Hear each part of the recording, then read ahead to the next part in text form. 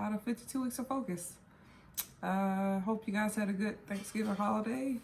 We just got back late last night. And I'm sick. Hey! We're not gonna claim that, but hoping that he's not sick. He's gonna probably get me sick too. Oh, what a boy! It's rough out here, bro. It's rough out here. I done put the tree up and everything, like 8 years early, and she told me some. 8 years early. You know what? Moving on a better note. 48 of 52. We're almost through this thing. Yep. So.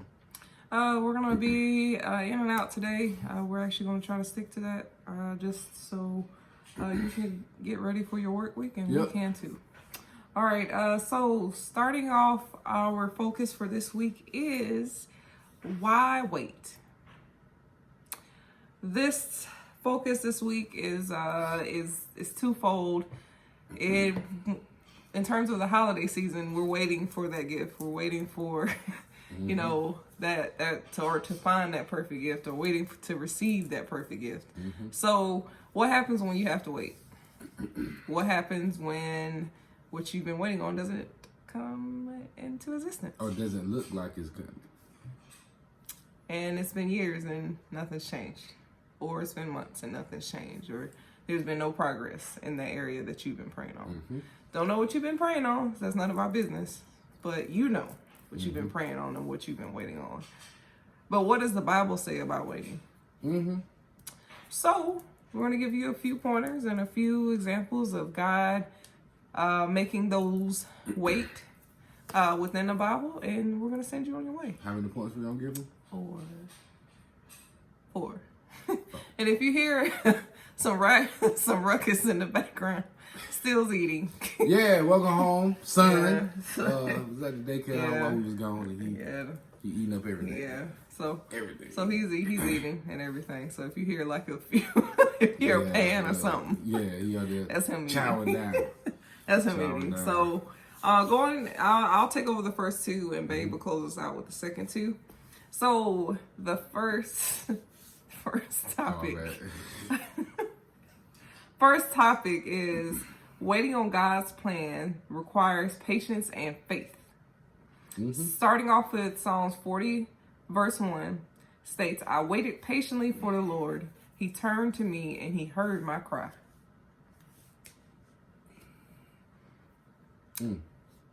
He turned to me and he heard my cry. Whether we want to believe it or not, whether we want to have faith that God has heard us, what we have to do is continue to pray and continue to speak it into existence. Because if we don't, then God will never know our truest heart desires. He knows what we think, but what do we want?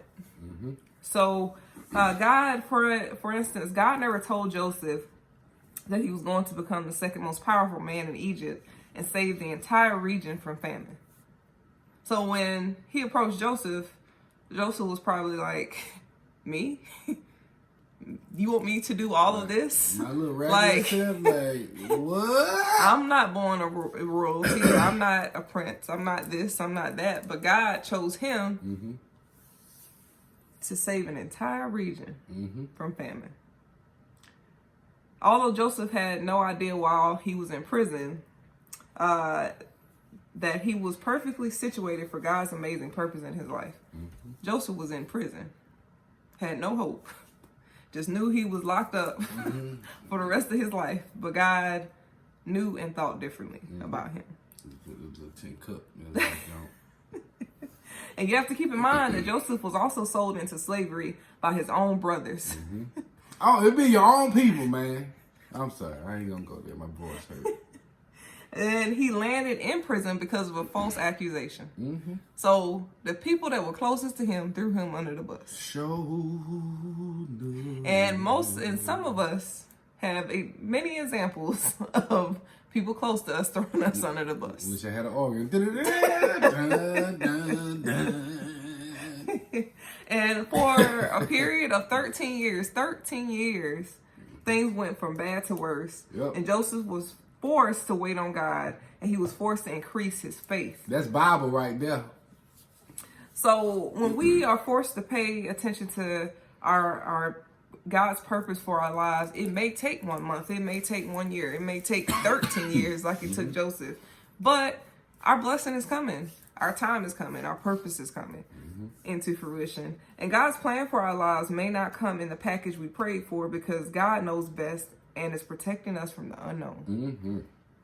When we want a certain door to be open, when we want a certain job or a certain person that we think is the one for us, and God keeps blocking it, that person, you text that person, he or she doesn't text back. You call that person, they ignore your calls for days on end and then pop back up and say, oh yeah, by the way, I was. No, God is blocking it. Yeah. And blocking that progression in the relationship for a reason. That just broke my heart. Now, if you choose to ignore that warning, you're going to experience some heartache, and you may experience some other things that God was trying to protect you from, because you don't want to listen, because you're listening to the flesh. Hard head. So you have to learn when God is blocking something and that it is in your best interest that you just move forward. You get on out the way. So if you have something like you want to go and travel somewhere, and those travel plans keep getting thrown off, or that flight keeps getting canceled, don't keep trying to go. But listen, boy. Because God may be trying to protect you from a disaster on the other side. Save your life. So the grass is not always greener on the other side. Most times it's not. Where you are now is exactly where you're supposed to be in your season. Hey, that sound like the Amen corner. Like, wow. Read the book. That's that Kojic. So as Joseph's story illustrates, until he increased his faith and he actually believed in his purpose and where he was going, that's when God started to move. And dude was in prison because of his own family. So keep in mind, although things may look dire and they may look like they're not going to get better, God's plan is always the best plan, but it may require some patience and faith.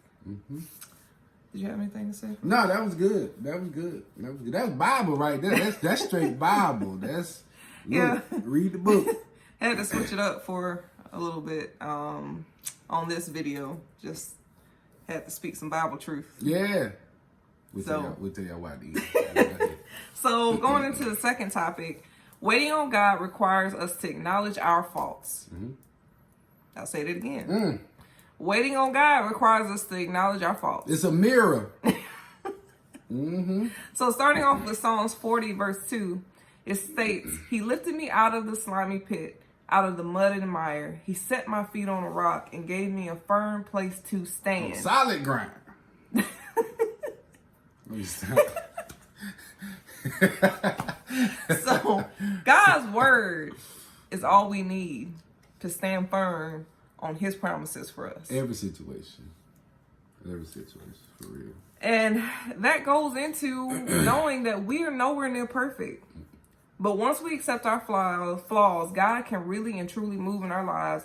And Abraham's story illustrates this concept perfectly. Abraham waited 25 years to become a father.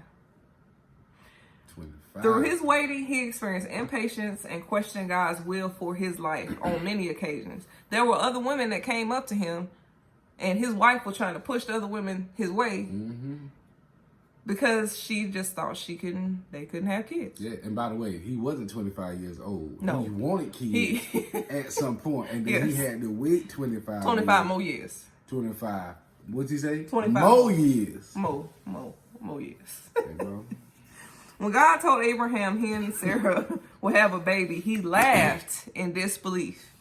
Can you imagine God telling you an angel coming to you and saying, hey, Player, what you looking for is coming. I know you 90 something years old, but I'm gonna let you know that you and your wife about to have a baby a year later. Out here. Abraham's faith was lacking at the time, but a year later when God blessed Abraham and Sarah with a son, his faith was restored and was unshakable. Sure enough. Can you imagine? You're like, oh, I'm done. We done having kids. 90. Screw the fact that and they out here. All of a sudden God in your face and is like, oh yeah, you thought that I was done with you. And y'all got a son on the way. Yeah. So You know what I'm saying? And it wasn't until Abraham accepted God's will for his life that his blessing came into fruition. When we accept God's purpose for our lives, that's when the blessing comes into existence. We got to accept that, though. You know what I'm And we have to believe that God can move on our behalf. And he's the only one that can really move on our behalf. That's it. Nobody at our job, nobody in our family, nobody that's around us. It's no rich and famous that can sit here and make stuff appear. Being an English teacher, I probably shouldn't say this, but ain't nobody making no Jesus moves or no Jesus hookups but him. You know what I'm saying? So, and Abraham was a prime example. yeah. 90, both him and his wife were 90-something years old. Old.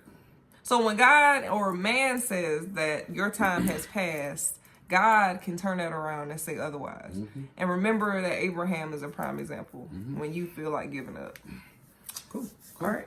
Cool. Did you have anything else? No, that was good. I'm about to jump into number 3 real quick. You know what I'm saying? In the interest of time. So number three is waiting on God isn't easy. All right. We know it ain't easy, but the wait has a purpose and a plan. Okay. We're going to go to Psalms 40th chapter, 3rd verse. And it states, He put a new song in my mouth, a hymn in my praise to our God. Many will see and fear the Lord and put their trust in Him. Folks, when I say God is like a master orchestrator of your life, even when you don't understand why you have to wait, when test results and when everything is in place for this event to happen and it does not happen, the heartache, the anguish, the anxiety that you are experiencing is part of the plan. Yes. All right. Now, those of you that are like, well, what about God will never do anything to hurt me? Understand, your feelings do not necessarily take part in that. All right. Sometimes God has to disappoint us in order to grow us in other areas. Sometimes God has to erase certain things or erase certain people or erase certain situations that may hurt us emotionally in order for us to rebound to what He has for us. He does not do anything on accident. Everything, literally everything He does and everything that you experience is in God's will. It just depends on our faith level and how we have faith in Him and not necessarily our emotions. Case in point, if I would have stopped at the first time, they got heartbroken. And I would have been like, you know what? I'm out here in these streets forever. If I would have stopped the second time, and so on and so forth, I guarantee you everything I have learned up until this point about just women in general has led me to this woman right here. Okay? Now, still a blessing. Let me say that first, but it still work now. Still work. But I say that to say that everything that has happened to me in this particular area has led me to my ultimate person. Okay? All right. Also, sometimes the wait is for God to align other pieces of the plan. Okay? You may be ready. You may be ready. You may be running on the go. You may have all these plans. But, again, you are not the only piece in your plan. Okay? You're not the only piece. Sometimes God has to align certain people and certain things and certain events in order for you to be able to witness the fullness of the blessing that He has for you. All right? Again, I take myself into consideration, right? One of the things I've always been super excited about and purposeful about, and I feel like God's placed on me, is to guide others into their purpose. All right? That is one of the things I always felt like from forever, right? I knew that, but I didn't know how that looked as far as money is concerned, as far as like a job is concerned. God, Lord, I went through hell and high water, through job after job after job after job, and the last thing I thought I would be is a teacher. I have this conversation all the time. The last thing I thought I would be is a teacher. The last thing. All right? But God has given me, He has aligned, literally aligned from the woman that I have, to the career I have, to the parents that I have, to the job I have. He has aligned everything into a perfect, I guess, storm that will allow me to do what I love all across the U.S. and not just a specific community. All right. And there are times when I was just like, yo, I'm tired of waiting. I'm ready to do this thing. I'm ready to do this thing. And lastly, for the hard-headed folks like myself, God will wreck your plans. All right. He will see the path that you are going on. And y'all, as successful as you think you are, as great as you think you're doing, he will wreck your plans just so he will be able to use you for his will and not your own. I see this one more so than ever as I'm growing into my early 30s, just seeing just the fullness of things and how things come to fruition, and helping others get to their own purpose. We have to learn how to get out of our own way. We could be doing something and the feeling, we get wrapped up in the emotion of it rather than the actual work of what's going on. And sometimes God has to sink our own plans because our own ambition will get in our way. And we'll start to take credit for things that God has done, or take the resources that he's given us and use them for other things other than his will. Okay, so did you have anything for number 3? Sure. All right, cool. Number 4. One of the great things about waiting, or having to wait, is, this is the official title, waiting forces growth. All right? Because once you're waiting in it, you have no choice but to look at you. Eventually, you have no choice but to look within. Okay? We're going to go to Proverbs, I can't talk, 16, 9th verse, and it reads, "In their hearts, humans plan their course, but the Lord establishes their steps." Now, when it comes to waiting, all right, sometimes people have a hard time waiting. It's because they are forced to stop running from something, okay? And you're forced to deal with it head on, no other distractions. God has put a pause on whatever it is you're using as a distraction to run away from that thing you've been running from, okay? And he forces you to deal with you. God gave us free will, all right? That is our responsibility. And sometimes we try to use the work of the Lord and the blessings of the Lord to kind of cloak the things that we're dealing with on the inside, the things that we have given ourselves and we have kind of done ourselves to kind of avoid having to work on it. All right. Waiting is necessary in order to grow physically, mentally, and spiritually. With anything that you're doing and anything that you want to, I guess, be good at or satisfy God with, it's going to require you to wait. It's going to require a certain level of patience. All right. And I'm not talking about waiting as in not doing anything, but continuously doing something over and over and over and over and over with a consistency without getting upset about progress. All right. Waiting isn't always something that you just, hey, I'm just going to wait. I'm not going to do nothing. Well, we all know what nothing gets you. All right. But when you're waiting or you're showing that type of patience that you need, it goes back to just being consistent without emotion, without, allowing the emotion to, I guess, deter your intent. Your intent has to remain the same throughout these trying times, throughout the great times, throughout the bad times. That a consistency has to be there, and it's built in the waiting period.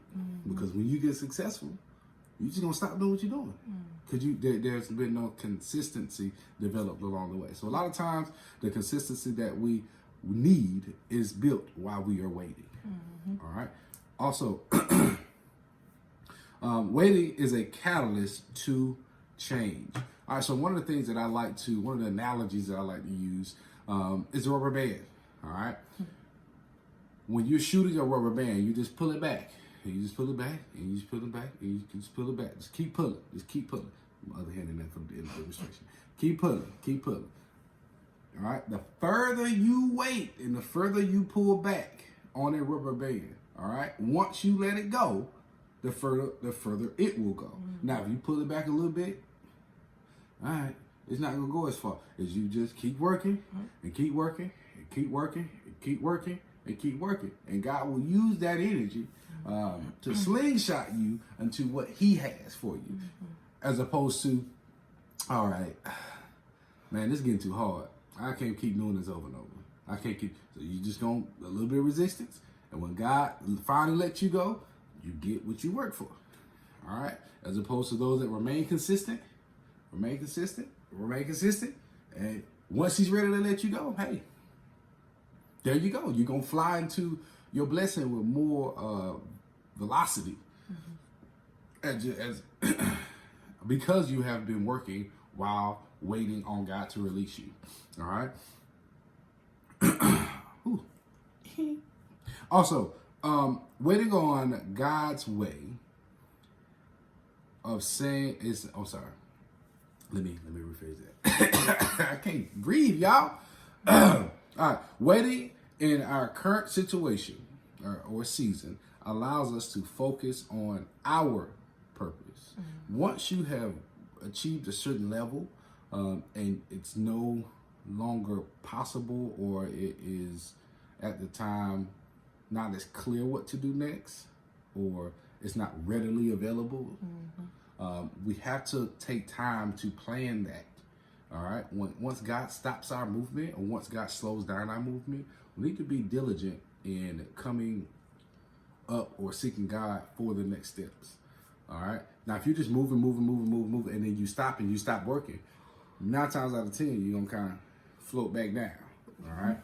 At all times, we have to make sure that we're working through God, and we're talking with Him to ensure that we're taking the right steps. Because, hey, just because God slows us down, it doesn't mean He wants us to stop. All right? Does that make sense? Are you sure? Cool.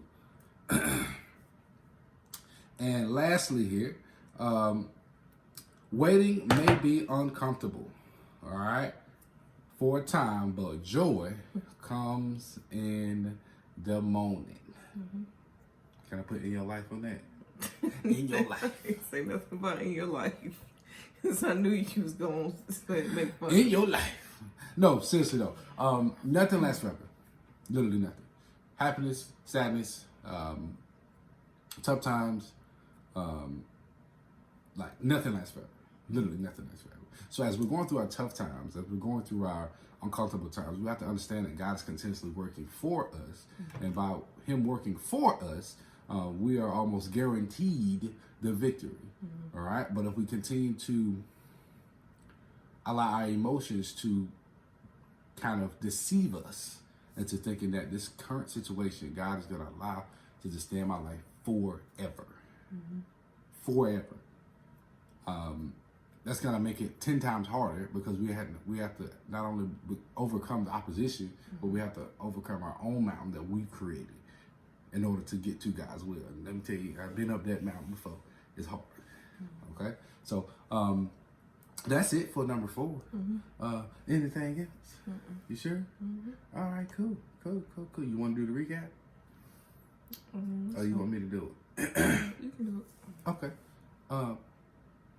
All right, so cool. Quick recap. Point number one was, actually, let me go back to the title. Title of today's video was Why Wait? All right. Why wait? We're going to talk about some things to help you get through your patient period. Okay. What you need to do. All right. Or what can be done to help that process be a little less painful. All right. Number 1, waiting on God's plan requires patience and faith. All right. While God is doing His worldly work, and while He's doing all He can to make sure everything aligns up for you, we have to be patient and diligent and consistent in the things that we're doing. That means prayer. That means making sure that we're in our book, making sure that we're being active in our faith and preparing a place for God to bless us. Okay. All right. Point number 2. Point number 2 was waiting on God requires us to acknowledge our faults. Sometimes God slows us down just a little bit. in order for us to have an opportunity to give ourselves like kind of a self-assessment. All right, look at ourselves, see what we're doing, how we're doing it, seeing some consistent problems that we're going through, and identifying those problems as well as solutions, because he wants us to be ready for what he has for us. And if he doesn't feel like we are 100% ready, he'll give us the time to kind of look at ourselves, or he'll hold some things back with hopes of us looking at ourselves and making sure we do some internal maintenance before we experience the external blessing that he has for us. I need to be sick more often, boy. I'm out here. All right. Number three is waiting on God isn't easy, but the wait has a purpose and a plan. As I said in the last point, there's a reason for everything. All right, reason for everything. So if there's a reason where you feel like God is just this block and not allowing you to do the things that you love to do, or you're no longer able to do that, God has a reason for that. And we have to make sure that we're identifying not necessarily that the reason, but we have to make sure that we're taking full advantage of the time that he gives us in that wait period. All right, and you know, you sitting at there mad because he's making you wait. All right, do something while you wait, and I promise you, what you're doing while you wait will come to kind of fruition later on when he releases us. All right. And number four is waiting forces growth. Kind of a piggyback off of point 3. When we are sat still in our own chairs, all right, and we're forced to look at that mirror, we're forced to look at the things that we have not done and make sure that we are able to correct some of the wrongs that we have done and do our part with our own free will. All right, we have to make sure that we're improving ourselves, making sure that we're just giving ourselves that maintenance report, or that maintenance, I guess, that we need internally in order for God to bless us externally as well. So if you guys have any questions, please leave them in the comment section. Also, thank y'all for subscribing. We got a few more of y'all. We got 39 subscribers. 39. Y'all don't understand. 39? That might seem like a little bit to y'all. It's folks who's out there with millions. But y'all understand, these 39, we do a little every time we get one. Okay? And as always, we're not doing it for the followers. We're just making sure that we're, I guess, moving God's message forward. And sometimes our subscribers or people that look at it is an indication of that. Okay? So, as always, we are keeping it 100, but we also make sure that we're keeping him first. Okay? Right. So, did I pray last week? I do not remember, but I'll just pray anyway. Okay. All right, that must mean you remember. I prayed last week. It's cool. It's fine. It's fine. All right, by your head. You too. All right, Heavenly Father, thank you again for an amazing week. Thank you for just continuing to give us, and those that are watching, just your unmerited favor, your blessings, your miracles. God, thank you for just continuing to give us this one more day to praise your name. And God, as we go into this week, God, we pray that you bless us with the understanding, the wisdom, and the perseverance needed to just keep going one more day in the step that you laid forth for us. Also, God, we want to say thank you for the things that you've done in the past, the things that you're doing currently for us, and the things you have left to do for us. In your name we pray. Amen. Amen. All right, folks. All right, you guys. You guys have a great week.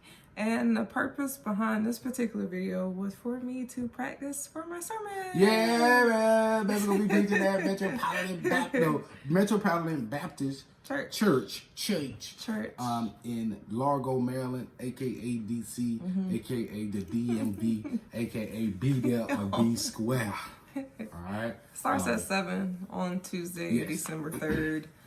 If you are interested in coming, text me or my husband, and hopefully we'll see you there. Yeah, huge deal, man, because nobody that has been there in the length of time that Victoria has been given this opportunity. Most people have to go through this lengthy process, and I guess God was like, "Hey, player, we need you on this word." So here it is. So this will be my topic. Of course, I'll be going into more depth on Tuesday, but you guys got a preview. Yeah. So I hope to see you guys Tuesday, and I hope you guys have a prosperous week after Thanksgiving.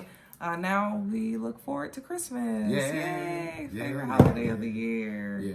All right, guys. I'll see you guys later, and you guys have a great week. Bye. All right, see you guys.